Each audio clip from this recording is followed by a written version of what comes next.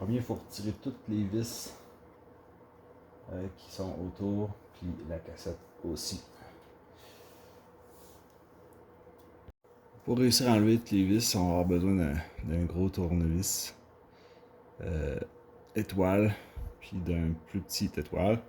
Il y a juste la vis ici qui a besoin du gros tournevis. Le reste, c'est le petit tournevis. Une fois toutes les vis retirées, on peut enlever l'enveloppe de plastique.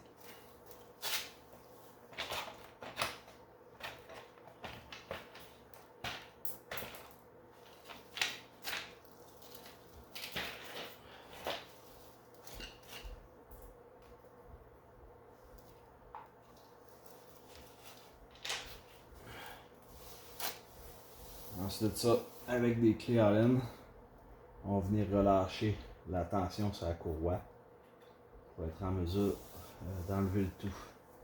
Avant de faire, on peut regarder un peu qu'est-ce qui se passe.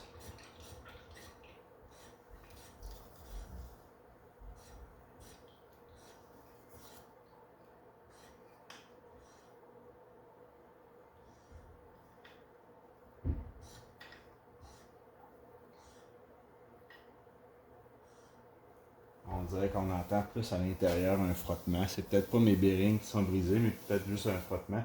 J'ai déjà remplacé les bearings.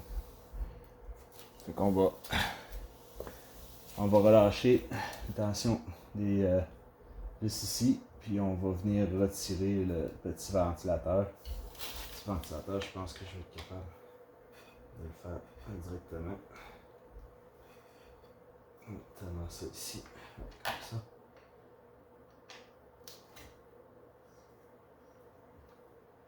Il faut y aller quand même assez sec. Maintenir un peu le shaft en arrière. Parce que j'ai tendance à faire tourner la roue principale.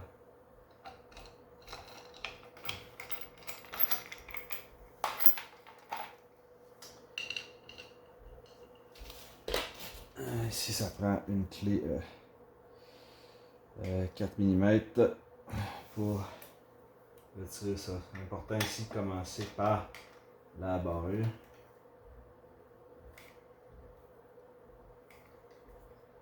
Et ensuite, on peut y aller avec la tension. On voit ici, la courroie devient beaucoup plus facile à retirer.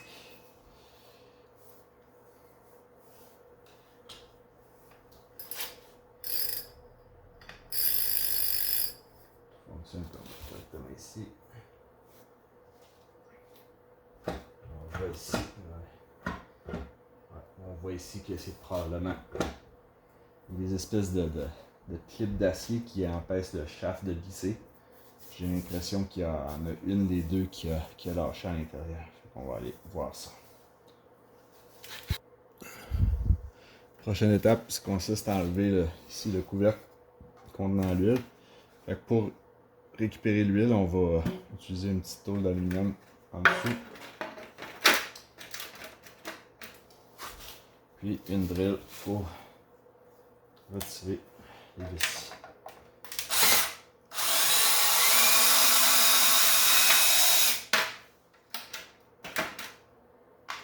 Je commence par en bas. Le liquide.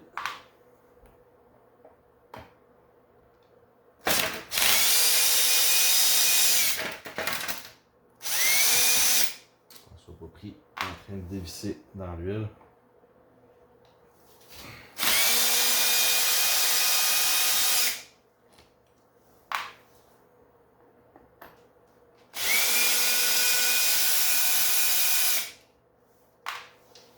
On remarque l'huile qui est en train de couler.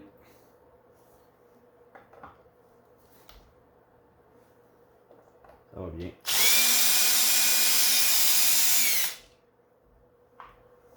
Ça ressemble vraiment à de l'huile minérale qu'on voit dans les systèmes de frein hydrauliques.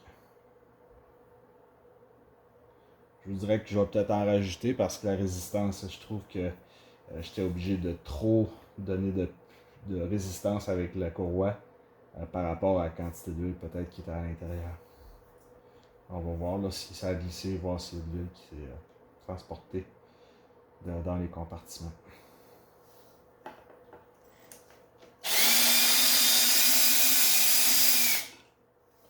Pas de l'huile minérale lourde là, qu'on achète à la pharmacie.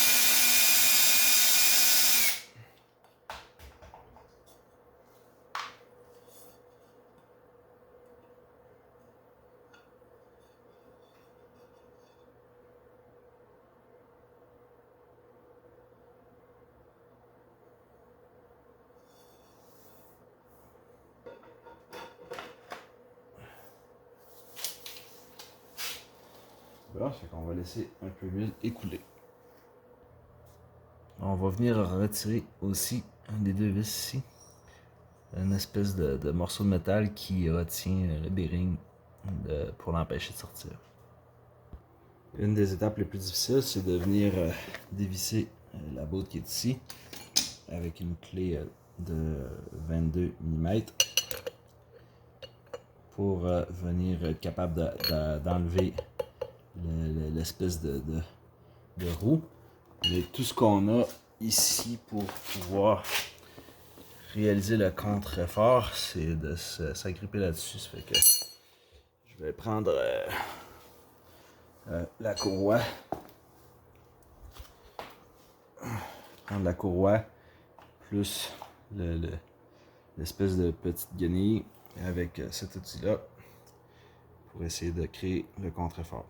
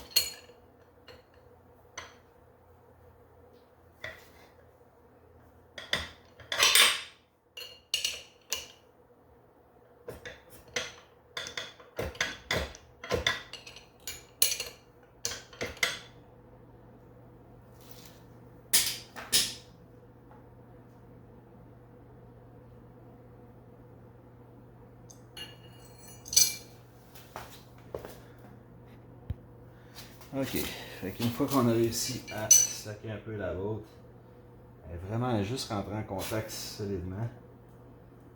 Après ça, ça se défait très facilement.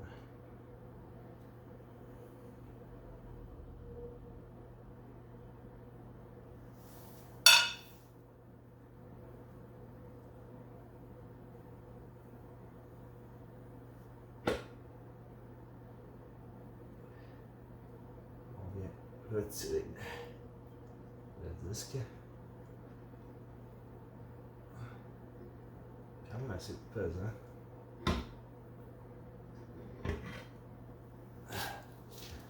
On peut voir, le disque quand même une grosse épaisseur.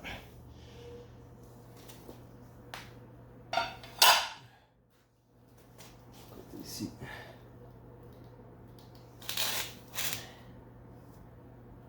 Et c'est là qu'on a notre chef. bien remarquer.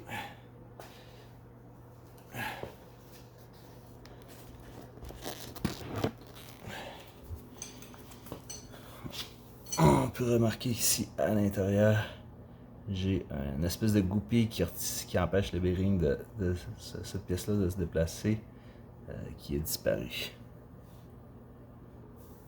C'est la partie que j'aime le moins un peu, parce qu'on va venir cogner ici avec la massue pour faire sortir tout ça à côté, parce que tous les bearings rentrent par ce côté-là.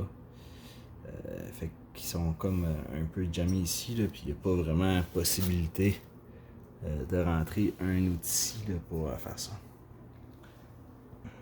Normalement, quand il n'a jamais été ouvert, c'est beaucoup plus dur de réussir à bouger le shaft là, comme j'ai fait. C'est jammé bien dur.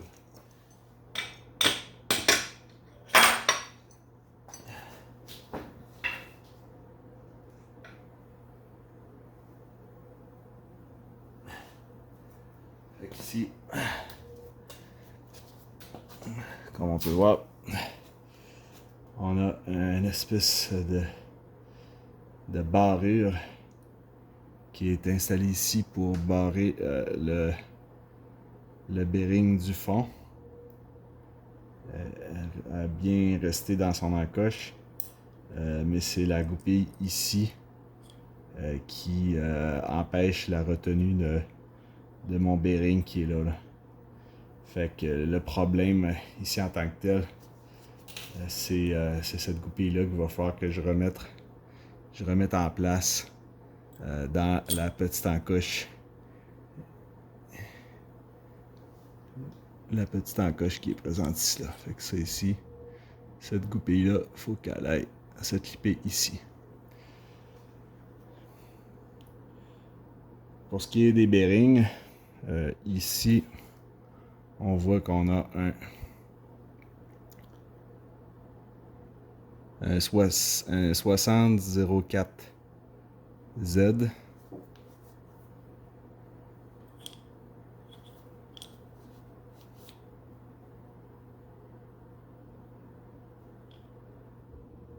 Ouais, 6004Z. Puis à l'intérieur,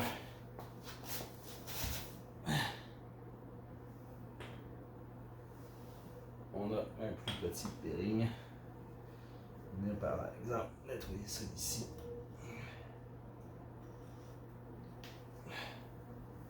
On a vraiment l'huile qui s'est transportée.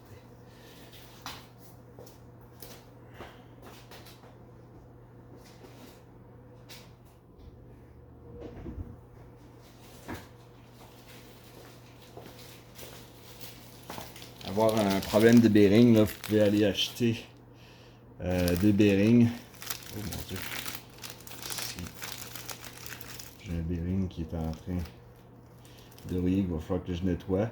Ici, on a le fameux 64Z que je vous ai montré tout à l'heure. Puis, on a l'autre bearing à l'intérieur. Ici, j'avais pas pris un 2 faces, mais c'est important d'avoir 2 plaques de métal. Un 6203Z.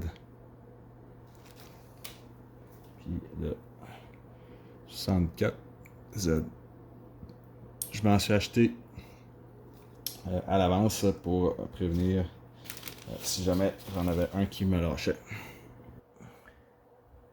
On voit aussi que mon bearing, il y a vraiment du jeu. Quand je viens de l'entrer à sa place, il vient vraiment avoir beaucoup de jeu.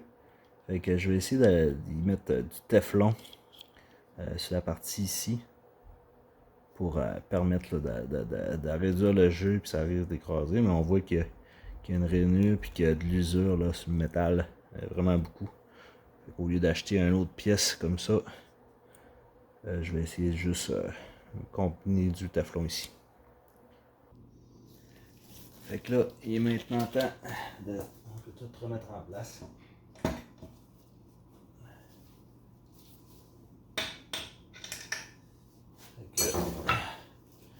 J'ai corrigé mes espèces de goupilles qui retiennent mon bearing en place. Sans bien fonctionner. J'ai redressé lui aussi un petit peu parce qu'il semblait pas tout à fait au point. Fait que là, on est prêt à tout remettre en place.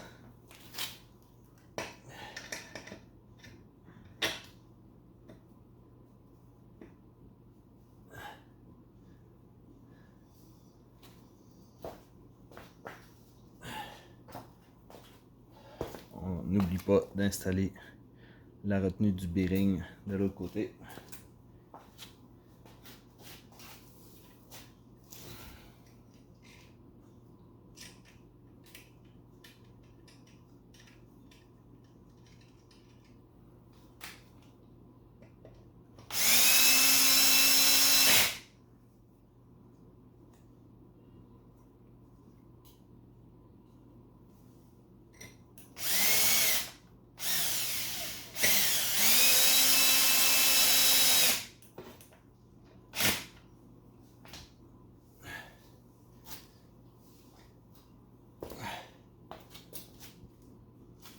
On vient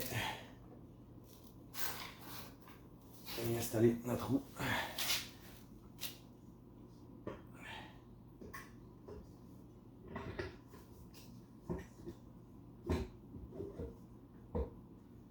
Ça,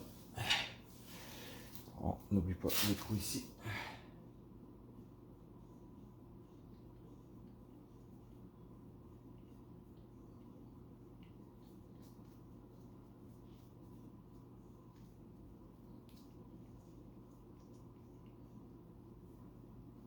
Bon, c'est très difficile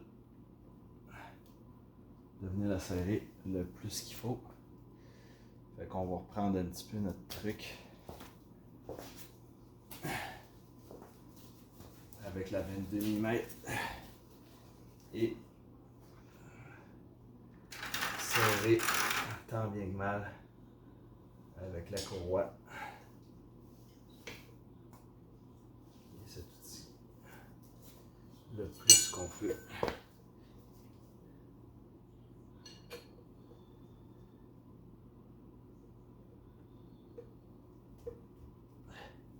Pas besoin que ce soit très serré fort. Une fois qu'on a réalisé ça ici, on est prêt à remettre l'huile en place.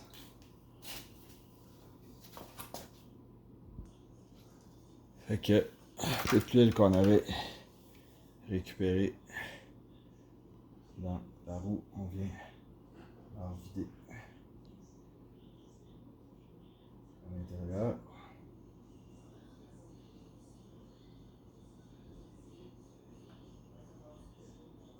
Gardez une petite inclinaison parce que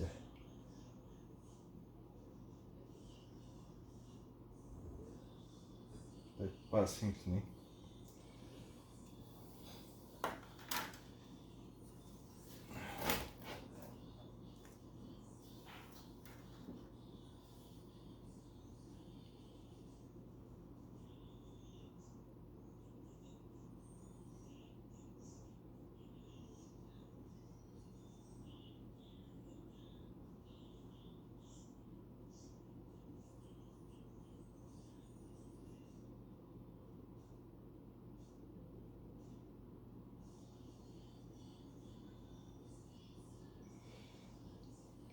Étant donné qu'il y en a tout le temps un peu qui reste dans le fond, je me suis amené de l'huile minérale lourde qui a à peu près la même viscosité. C'est vraiment juste une résistance de liquide qu'on a là-dedans. Ici.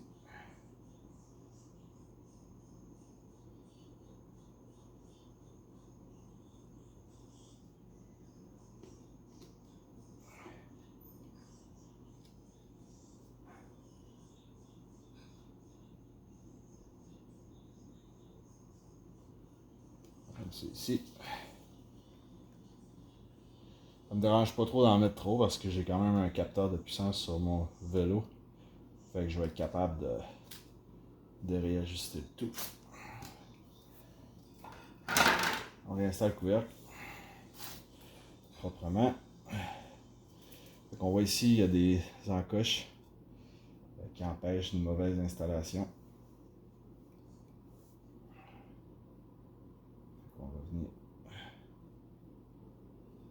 installer ça ici, comme ça. On peut regarder avant que le joint est bien là.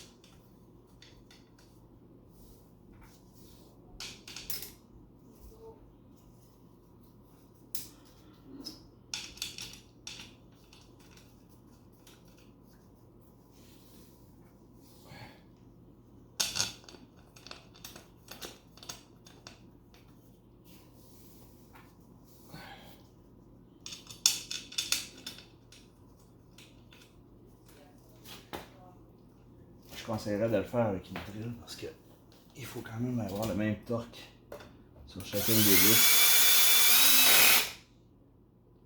On va voir avec les vis opposées.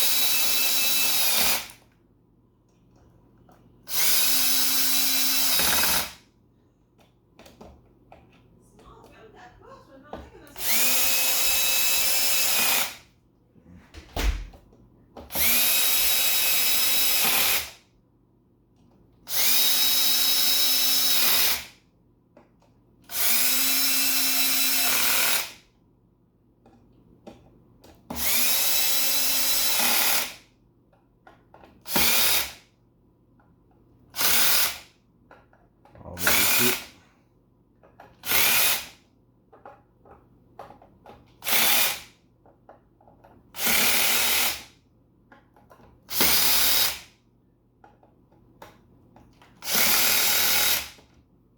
C'est tout serré comme il faut.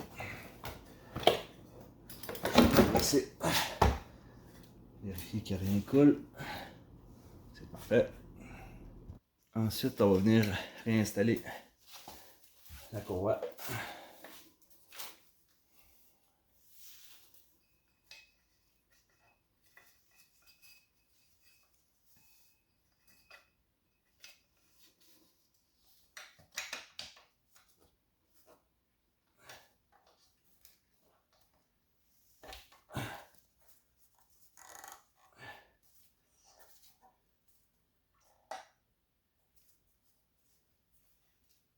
C'est important de s'assurer de tout être bien en coche. Je ne sais pas dans tout. C'est ici.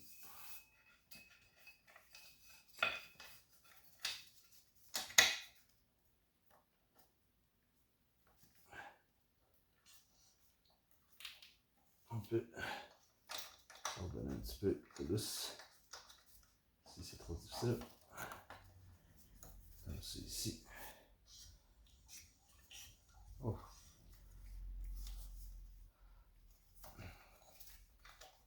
On va se en dessous.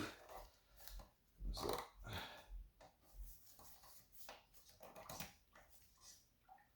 Ok. Fait qu'on est bien installé ici. On revient avec notre 4 mm. On va donner un petit peu de tension. Sans plus. On va rajuster plus tard. Pas oublier d'installer le ventilateur. Ça m'est déjà arrivé de tout terminer l'installation.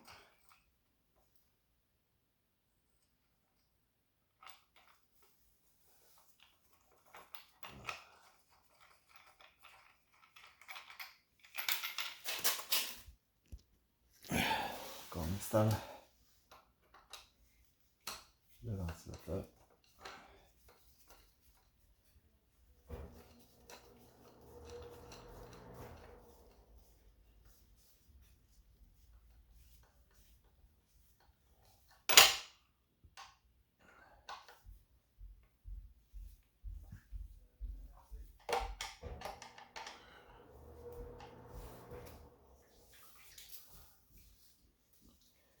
On remarque, on n'a plus du tout de bruit avant de tout fermer.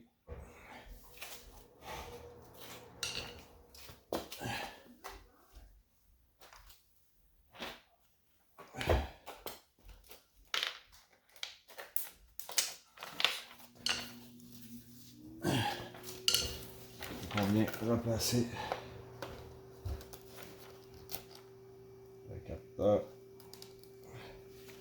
ici. On replace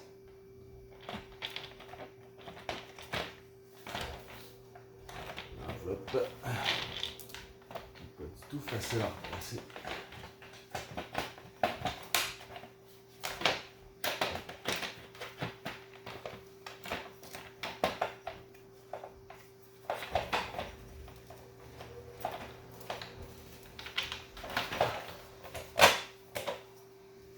Ici, grosse vis, tout l'appareil. On place toutes les vis. Après ça, on peut installer la cassette. Fait qu'on n'oublie pas d'installer les petits spacers. Moi j'ai une 10 vitesses. Ça me prend les 3 spacers. On va trouver notre petite pas large.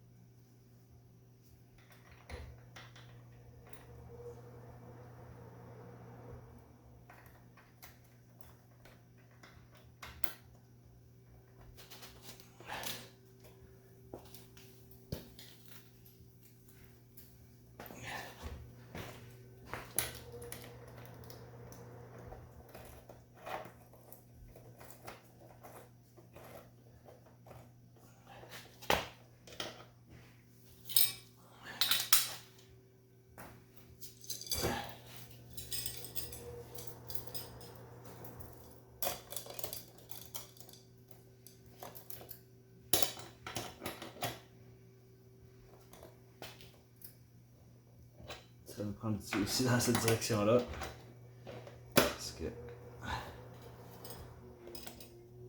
on n'est pas avec une roue qui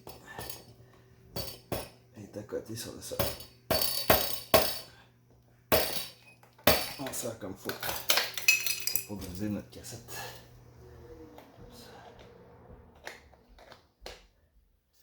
Puis, pas final.